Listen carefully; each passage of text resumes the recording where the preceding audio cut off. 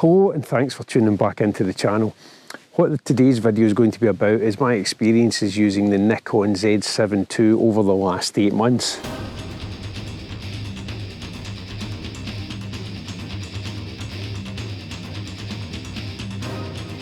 What I'm going to do is I'm going to talk about my experiences with it, what I enjoy about it, why I purchased it in the first place, and what I think should have been in the camera that isn't. Now that's an easy thing to say when it comes to cameras because there isn't a perfect camera.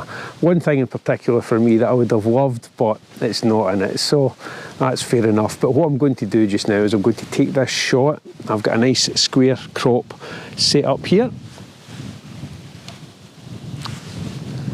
And what I'm going to do is I'm going to take this shot and I'm going to bracket it, and I'll show you this image at the end. It's not a great image at all. I just come down to do some compositions and to do this video. So I'm going to take this shot. Like he said, I purchased the Nikon Z7 II back in mid-January of 2021, and the reason I purchased it was because of the Fuji X-T3. With that being such a lightweight camera, I could travel long distances or longer distances. I knew I could. We couldn't really go too far back in January, but I just photoshopped me out longer distances with that in my back. Whereas the D850, which I had, which is a phenomenal camera, I had the D850, and it just made sense to me because of the hikes that we do and everything involved with that, carrying so much weight in my back. It made sense to move to the mirrorless system. I was hesitant, but after using the Fuji X-T3, I wasn't. That all hesitancy of moving to a mirrorless system had totally gone. The lenses are lightweight and small, which means the camera bag is lighter as well, and I've got more space in the camera bag for anything else that I want to carry, like my jacket or anything like that. I've got more space, or even this recording equipment. The camera itself is small and compact, and there isn't such a thing as a perfect camera, but there's a perfect camera for you, or there's the perfect camera that you have at the time when you're taking your shots.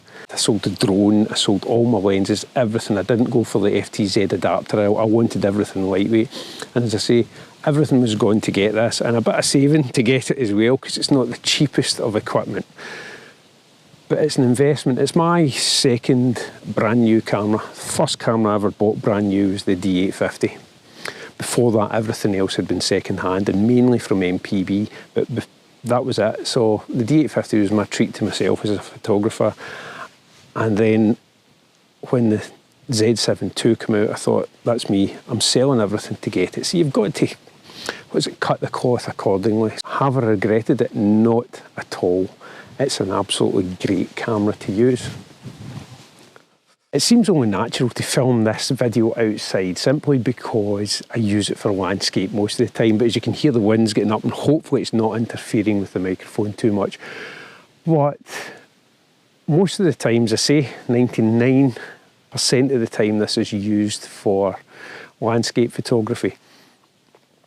Later in the year I'll get back into the studio as well, and that's one of the reasons I bought the Viltrox 85mm 1.8. I love the 85mm for portraits, so I bought that for it as well. And that works great with the camera. Camera itself, as I said, compact size. It's just lovely to use. I've got an L bracket on this as well, and that's one of the things that I've always had L brackets. I've had L brackets for years now. It's just one of the handiest things to have, especially if you're shooting landscapes, and I would recommend that to anybody at all. Lens-wise, as you see, the lenses, they're a great size. Here is the 20-40-70, which is a phenomenal lens.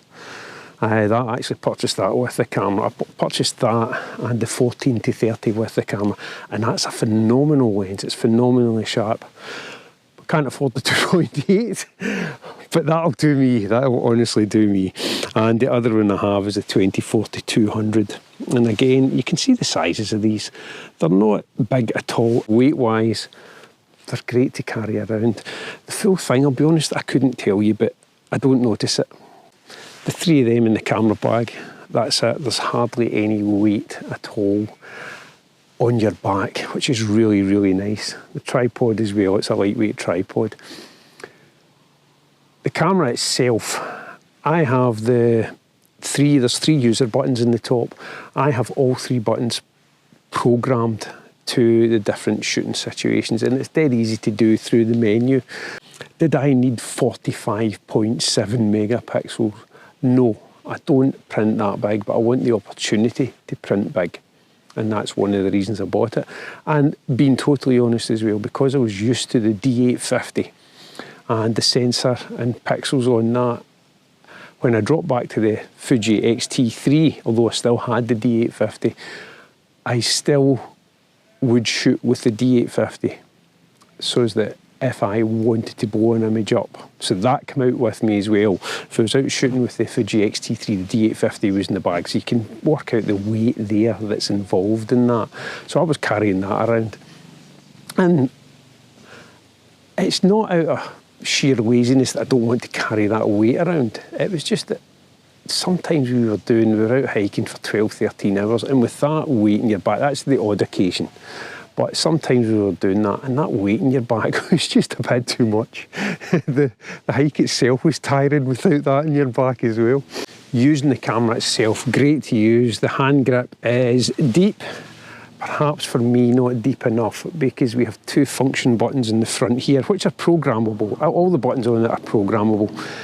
One at the moment is sitting at white balance and that, and I could change these. I just haven't, and the reason I haven't is because it's mainly in the tripod. I hardly ever touch these.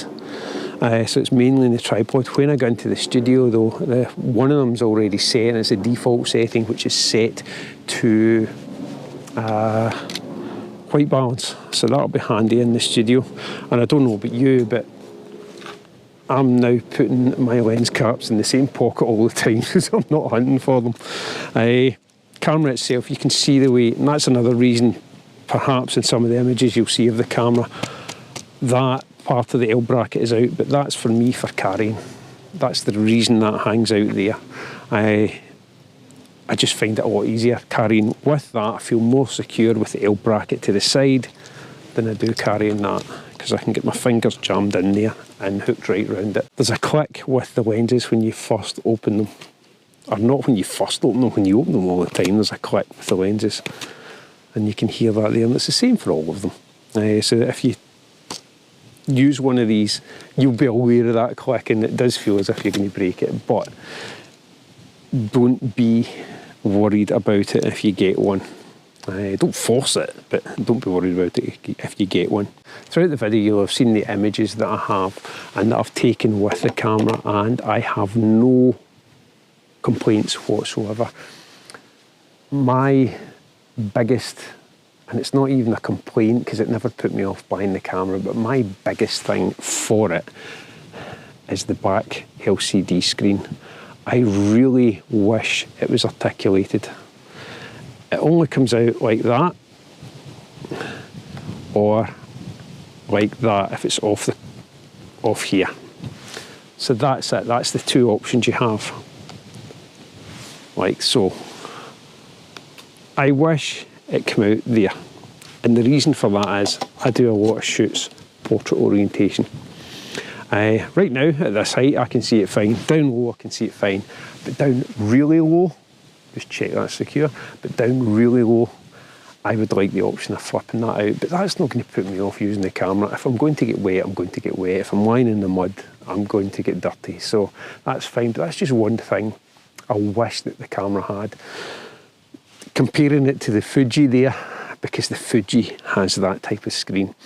Using it for filming, it's great for filming. It's really, really good.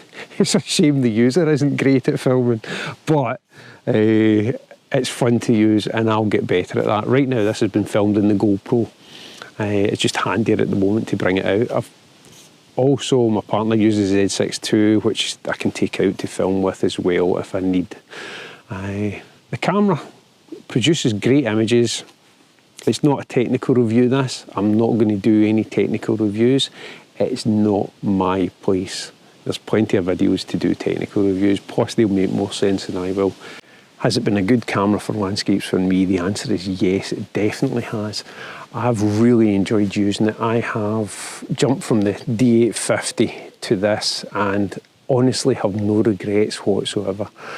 D850 is a phenomenal camera. I'm not putting that down at all. Weight-wise and everything, this does exactly the same job, but is a lot lighter. And technology moves on, so there's going to be some benefits in this one as well. And hands-on, this has been absolutely superb to use.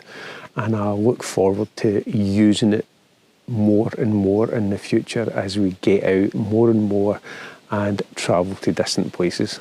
That's the clouds beginning to come in quite low now, so I'm going to wrap the video up here.